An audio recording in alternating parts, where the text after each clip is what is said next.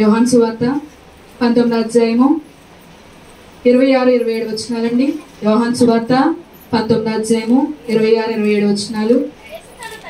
యేసు తన తల్లియు తను ప్రేమించిన శిష్యుడను దగ్గర నిలిచిండు చూచి, అమ్మా ఇదిగో నీ కుమారుడు అని తన తల్లితో చెప్పాను.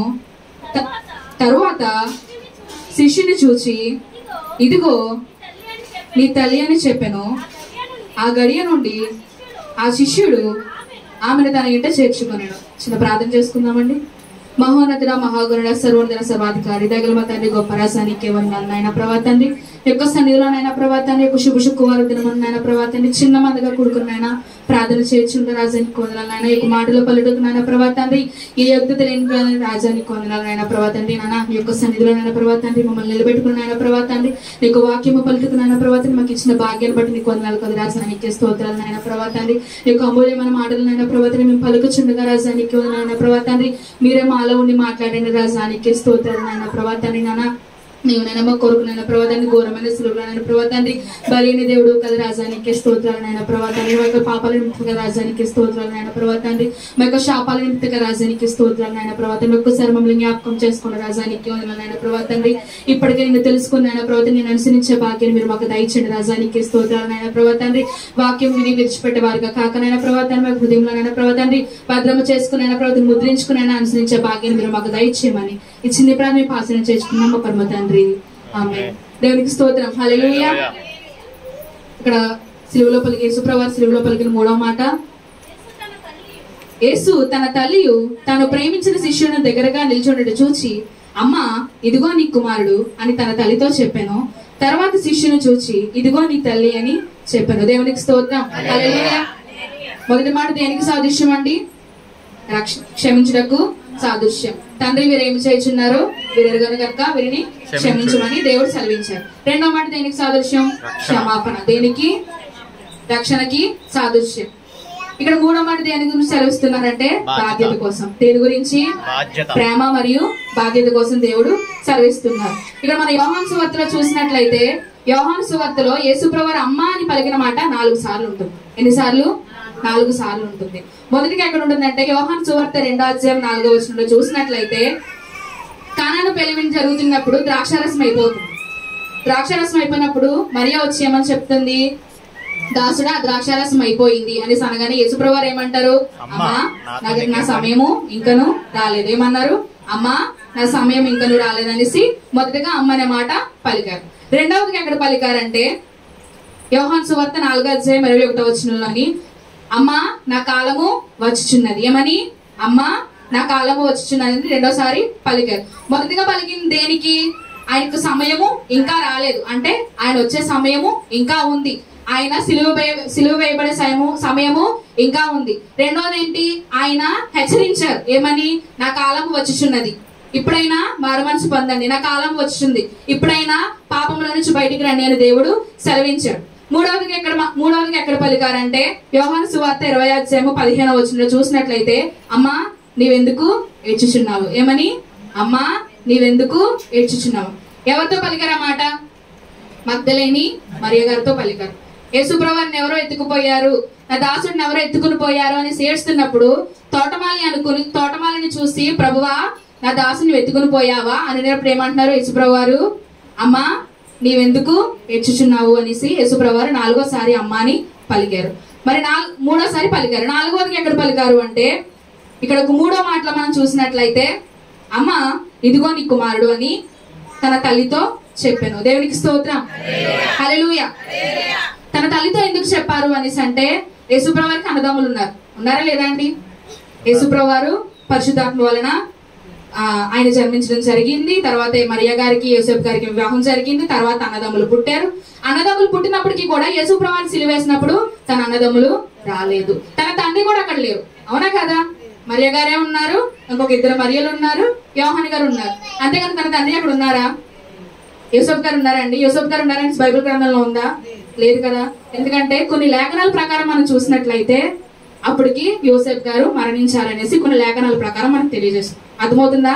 అప్పటి నుండి యేసుప్రభు వారి దగ్గర తన తల్లి ఉండడం జరుగుతుంది. అర్థమవుతుందా? దేవుని యొక్క సువార్తలోనే మరియ గారు దేవుణ్ణి కొనసాగించడం జరిగింది అనమాట. సో అప్పుడు ఏం చేశారు యేసుప్రభు వారు? నేను తెలిసిందే ఎలాగా యేసుప్రభు వారు తన యొక్క ఆత్మని దేవునికి అప్పగించుకుంటారు. అప్పగించుకున్న నా తల్లిని ఎవరు చూస్తారు, నా తల్లి బాధ్యత ఎవరు తీసుకుంటారు అనేసి దేవుడు ఆలోచించుండగా తన పక్కనే ఉన్న ప్రియమైన శిష్యుడు, ఎవరండి? ప్రియమైన శిష్యుడు యోహాను గారిని చూసి ఇదిగో నీ తల్లి అని చెప్పారు. తన తల్లికి ఏమని చెప్పారు? ఇదిగో నీ కుమారుడు అనేసి చెప్పారు. ఈ రోజులో తల్లిదండ్రులను ఎవరైనా పట్టించుకుంటారండి? పిల్లలు అనే వాళ్ళు ఏం చేస్తున్నారు? అనాథాశ్రమంలో తీసుకెళ్లి పాడేస్తున్నారు. బరువు అనుకుంటున్నారు, బాధ్యత అనుకోవట్లేదు. ఏమనుకుంటున్నారు? బరువు అనుకుంటున్నారు కానీ బాధ్యత అనుకోవట్లేదు.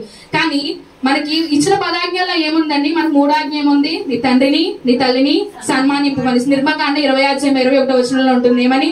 నీ యొక్క తండ్రిని నీ యొక్క తల్లిని సన్మానింపు. అప్పుడు ఏమవుతుంది? మనకి దీర్ఘాయుష్మంతులు మనం అవుతాం. కానీ ఈ రోజు దినాల్లో ఏం చేస్తున్నారు? చాలా మంది తెలుసుకోవట్లేదు, బరువుగానే అనుకుంటున్నారు. చిన్నప్పుడు తల్లి ఎలా అనుకుంటే ఈ రోజు మనం పుట్టేవాళ్ళమా? చెప్పండి చెప్పండి మీరే. చిన్నప్పుడు తల్లి నేను ఎందుకు మొయ్యాలి, 9 నెలలు ఎందుకు మొయ్యాలి అనేసి అనుకుంటే ఆవిడ బరువుగా అనుకుంటే ఈరోజు మనం పుట్టేవాళ్ళమా? కాదు కదా. కానీ రేపు పొద్దున్న ఒక పెద్ద అయిన తర్వాత మనం ఏం చేస్తున్నాం? అదే తల్లిదండ్రులు తీసుకెళ్లి అనాథాశ్రమంలో వాడేస్తున్నాం.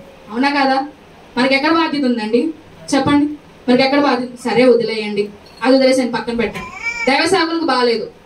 దేవుడి సంఘానికి ప్రతి ఆధారం ఎంతమంది వస్తున్నారు? చేతులెట్టండి ఒకసారి. ప్రతి ఆధారం ఎంతమంది వస్తున్నారు? ఇదేనా సంఘ బాధ్యత? ఇదేనా సంఘ బాధ్యత? చెప్పండి చెప్పండి, ఇదే సంఘ బాధ్యత. ఒక సేవకురాలకు బాగాలేదంటే ఏం చేస్తారు? సంఘం అంతా ప్రార్థన చేస్తారు. అవునా కాదా?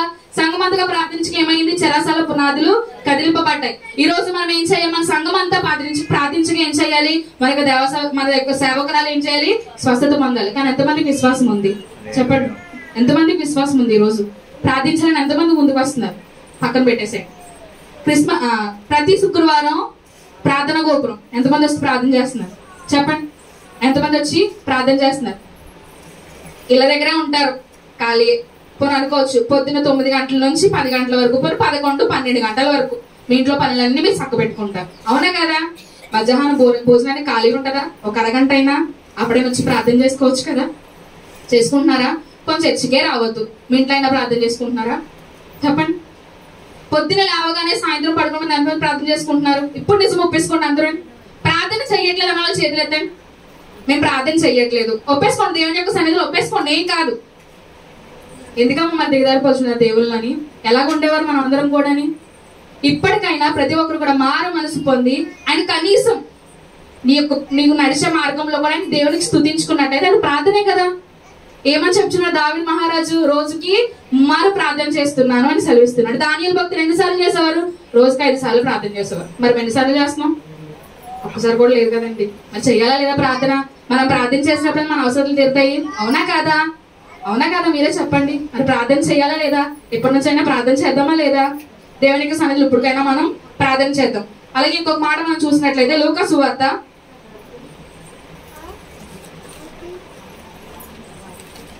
2వ అధ్యాయము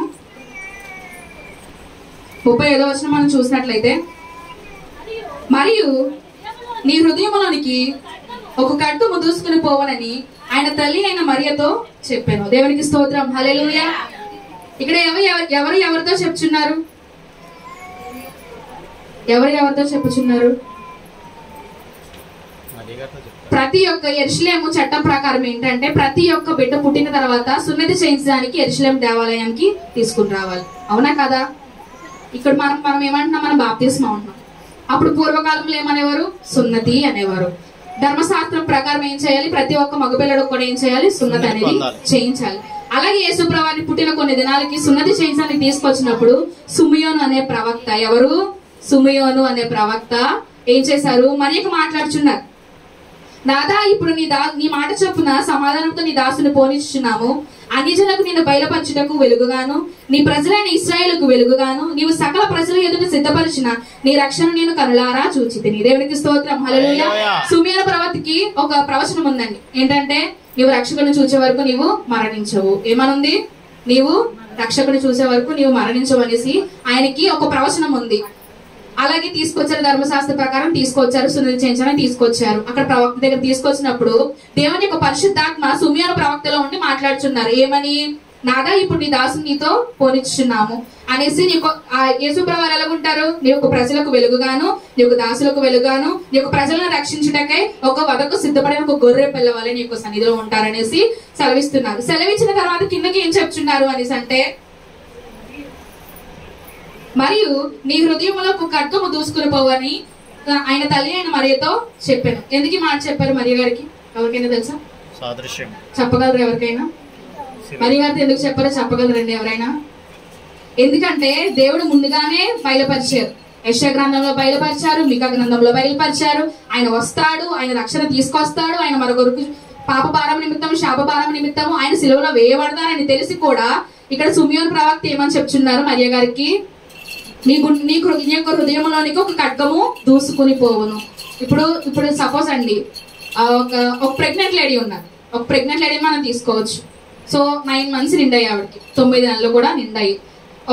ప్రసవ టైంలోనే ఏం చేస్తారు, తీసుకువెళ్తారు, నొప్పులు ఎక్కువ వస్తాయి. కానీ ఆ బిడ్డ పుట్టలేదు, ఆ పురుడులోనే చనిపోయిన తల్లికి ఎంత శోకం చెప్పండి? తల్లికి ఎంత శోకం? పుట్టినప్పుడే బిడ్డ చనిపోతే తల్లికి ఎంత శోకం ఉంటుంది. అలాగే యేసుప్రభు 33.5 సంవత్సరాలు ఈ భూలోకంలో జీవించి ఆయనకు సువార్తను ప్రకటించి తన తల్లి యొక్క ముందు ఆయన గవర్నమెంట్ సిలువలో బలి అయ్యాను. తన తల్లికి ఎంత శోకం ఉంటుంది చెప్పండి? మీరు ఉంటుందా లేదా? మరి గారికి ఎంత శోకం చెప్పండి? అందుకు దేవుడు ముందుగా సిమియోను ప్రవక్తతో ఏం సెలవిచ్చారంటే, నీకు హృదయమునకు ఖడ్గము దూసుకుని పోవును అనేసి ముందుగా సిమియోను ప్రవక్త మరియ గారికి హెచ్చరించినప్పుడు మరియ గారికి తెలియలేదు, ఆయన ఏదో చెప్తున్నారు, సరే దీనికి ఏదో మర్మం ఉంటుంది అనుకున్నా తప్ప యేసుప్రభు వారు ఇలాగా సువార్త ప్రకటిస్తారు, ఆయన మన కొరకు బలియాగం అవుతారు, మనకు రక్షణ తీసుకొస్తారు అనేసి అప్పుడు మరియ గారికి తెలియలేదు. కానీ దేవుడు ఏం చేశారు, తను మరణిస్తారు అని తెలిసి కూడా ఏం చేశారు, తన తల్లి గురించి ఆలోచించారు. ఏమని, నా తల్లి ఏమైపోతుంది, నా తల్లిని నేను వదిలేసి వెళ్ళిపోతే ఏమవుతారు, నా తల్లి పట్ల బాధ్యత ఎవరు తీసుకుంటారు అనేసి యేసుప్రభు వారు తన గురించి ఆలోచించారు. దేవుడు కూడా మోషేకు ఒక బాధ్యత అప్పచెప్పారు. ఏమని, ఇశ్రాయేలు ప్రజల్ని ఐగుప్తుల నుంచి బయటికి తీసుకురమ్మని. తీసుకొచ్చారా లేదా? ముందైతే మోషే గారు పారిపోయారు, నేను నతివాడును, నేను మాట్లాడలేను అనేసి మోషే గారు వెళ్ళిపోయారు. వెళ్ళిపోయినప్పటికీ ఏం చేశారు, యేసుప్రభు వారు మోషేని ఏర్పరచుకొని నీ చెప్పులు విడిచి లోపలికి రమ్మని చెప్పగా మోషేని దేవుడు ఏర్పరచుకున్న దేవుడు ఈ రోజు నన్ను ఏర్పరచుకున్నా చెప్పండి?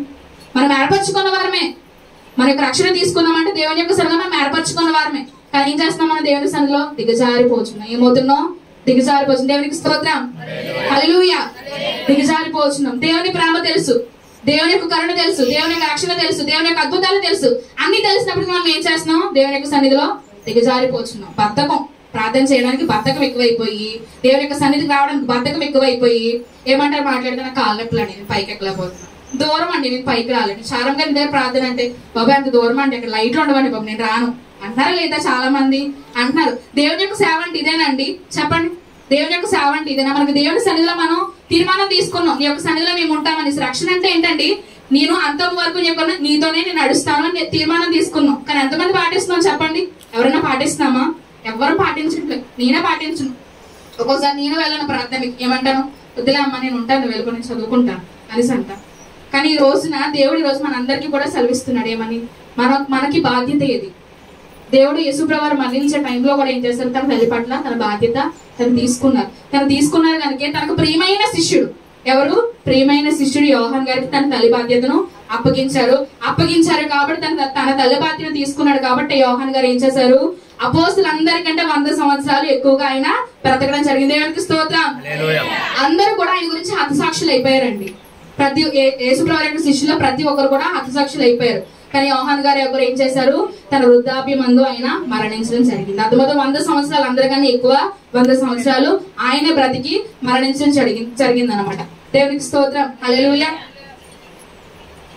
2 తిమోతి పత్రిక 3వ అధ్యాయము 2వ వచనం మనం చూసినట్లయితే, నీ తల్లిదండ్రులను ప్రేమించాలి, తల్లిదండ్రులకు అవిధేయులుగా ఉండకూడదు. ఏం చేయాలండి? నీ తల్లిదండ్రులను ప్రేమించాలి. మన తల్లిదండ్రులను ఏం చేయాలండి? ప్రేమించాలి. చిన్నపిల్లలు ఏం చేస్తారు, అమ్మ ఏమైనా కూర వండితే ఏం చేస్తారు, దగ్గరకు వచ్చి అమ్మ నాకు పెట్టమ్మా అంటే, అవునా కదా? అమ్మ పెట్టను, మధ్యాహ్నం పెడతాను రాలేసి అంటే ఏం చేస్తారు, ఒక మూలకెళ్ళిపోయి కూర్చుంటారు. సపోజ్ మన ఐస్ క్రీమ్ కొనమంది ఏం చేస్తారు, కొన్ను అంటే ఏం చేస్తారు, మూలకెళ్ళిపోయి కూర్చుంటారు. కానీ ఏం చేస్తారు, తల్లి ప్రేమ ఆగరు కదండి, చాలా జాలిగలిగిన ప్రేమ కదా. తన తల్లి ఏం చేస్తుంది, సరేరా ఇక 10 రూపాయలు తీసుకుని వెళ్ళి కొనుక్కు అంటుందా లేదా? తన తల్లికే అంత జాలు ఉండి అంత ప్రేమ ఉన్నట్లయితే మన యేసుప్రభువారికి ఎంత ప్రేమ ఉండాలండి? చెప్పండి మీరు, ఎంత ప్రేమ ఉండాలి యేసుప్రభువారికి? అసలు ఆయనకి మన గురించి సిలువ వేయాల్సిన పని ఏంటండి? చెప్పండి. ఆయన మన కోసం ఎందుకు సిలువ వేయబడాలి అసలు అని? మన కోసమేనా ఆయన వచ్చారు, మన కోసమేనా ఆయన పుట్టారు. ఆయన పుట్టినప్పుడు ఏం చేస్తాం? ఘనంగా ఆయన వేడుకలు చేసుకుంటాం. క్రిస్మస్ డిసెంబర్ మొదలుకొని జనవరి 1 వరకు అయినా వేడుకలన్నీ మనం చేసుకుంటాం. అదే గుడ్ ఫ్రైడేకి వచ్చినప్పుడు చాలా మంది ఏం చేస్తారు? గుడ్ ఫ్రైడే వద్దులే, ఈరోజు దేవుడు చచ్చిపోయాడు అంటారు. కొంతమంది ఏమంటారు? చచ్చిపోయాడు అనేసి అంటారు. చచ్చిపోయాడు దేవుడు, ఇంకా దేవుడు చచ్చిపోయినట్టే. ఇంకా అన్ని జనంలో చాలా మంది అలాగే దేవుడు చచ్చిపోయాడు, కానీ తిరిగి ఆయన మృత్యుంజయ లేచిన విషయం ఎవరికి కూడా తెలియదు. దేవుడు లేచాడంట. ఆత్మలే, దేవుడు కాదు. వాళ్ళ దృష్టిలో ఏంటి? అదొక ఆత్మ, కానీ ఒక పరిశుద్ధ ఆత్మ అనేసి ఎవరికి కూడా తెలియదు అనమాట. కానీ ఇక్కడ దేవుడు సెలవిస్తున్న మాటలు ఏంటంటే, ఇప్పటికైనా మనం బాధ్యత కలిగి ఉండాలి. దేవుడు బైబిల్ గ్రంథంలో మొట్టమొదటి మానవుడు ఎవరండి? ఆదాము. వాళ్ళిద్దరేనా? దేవుడు వాళ్ళకి ఒక బాధ్యత చెప్పారు. ఏమని? తోటను చూసుకోమని బాధ్యత చెప్పారు, లేదా? అవునా కదా? బాధ్యత చెప్పారు. అప్పుడు ఏం చేశారు? బాధ్యత చెప్పినప్పుడు ఒక రమ్యమైన పంటను చూసి ఏం చేశారు? మోసపోయారు. సర్పం చేతిలో మోసపోయారు, దిగంబరులు అయిపోయారు, దేవుని ప్రేమను కోల్పోయారు. అన్ని కోల్పోయి ఏం చేశారు? పాపంలో పడిపోయారు.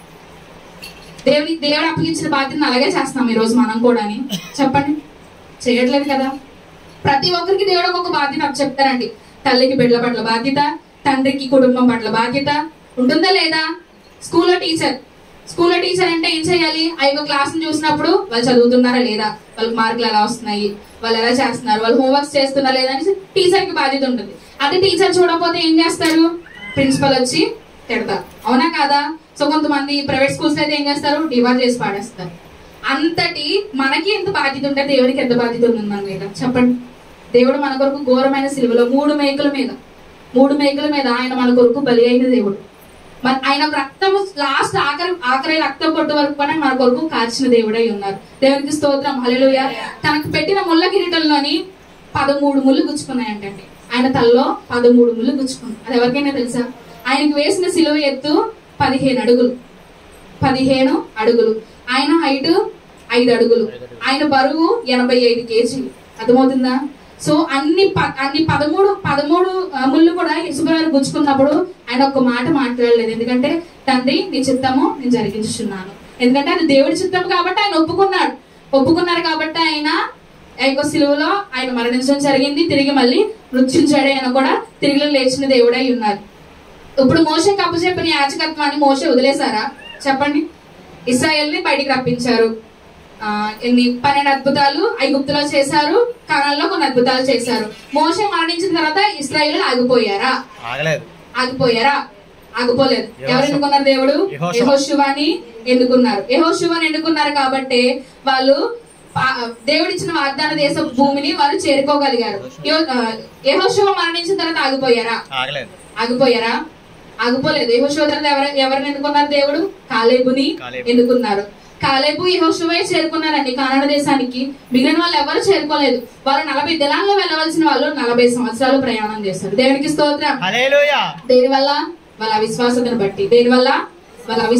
బట్టి, వాళ్ళ బద్ధకం బట్టి. ఏమనేవారు? దేవుని దూషించేవారు. మేము అక్కడ సుఖంగా ఉండేవాళ్ళు, మమ్మల్ని బయటికి తీసుకొచ్చి ఇలా హింసిస్తున్నాం, మాకు తిండి లేదు, మాకు వాటర్ లేదు, మాకు దాహం వేస్తుంది, ఏం లేదు అనేసి మోషేని దూషించేవారు, యెహోషువని దూషించేవారు. దూషించిన వాళ్ళందరూ ఏం చేశారు? అక్కడికక్కడే మరణం అయిపోయారు. కానీ మనం అలా దూషించే వారిగా ఉండకూడదండి. దేవుని యొక్క సన్నిధిలో ఇప్పటికైనా మనకు పాపాలు ఒప్పుకొని ఆయన యొక్క సన్నిధిలో మనం ఏం చేయాలి? నిలబడే వారిగా మనం ఉండాలి. ఇప్పుడు యేసుప్రభువు ఏం చేస్తారు? ఇక్కడ యోహాన్ని తీసుకున్నారు. యోహాన్ని తనకు ప్రియ శిష్యుడిగా ఎన్నుకుని తన తల్లి బాధ్యతను అప్పచెప్పారు. యోహాన్ అలా వదిలేశారా? వదలలేదు. ఆయన ఏం చేశారు? అపోస్తుల కార్యాలు రాయడం మొదలు పెట్టారు, ప్రకటన గ్రంథం రాయడం మొదలు పెట్టారు. పద్మాసు దీపంలో ఉండి కూడా ఏం చేశారు? ఆయన ప్రకటన గ్రంథం రాసి ఆయన ఒక పరలోక భావాన్ని ఆయన చూశారు. అంతటి గొప్ప భాగ్యం కూడా ఈరోజు మన అందరికీ కావాలి. ఇప్పటికైనా సరే కానీ ప్రతి ఒక్కరు కూడా మారు మనసు పొంది దేవుని యొక్క సన్నిధిలోనే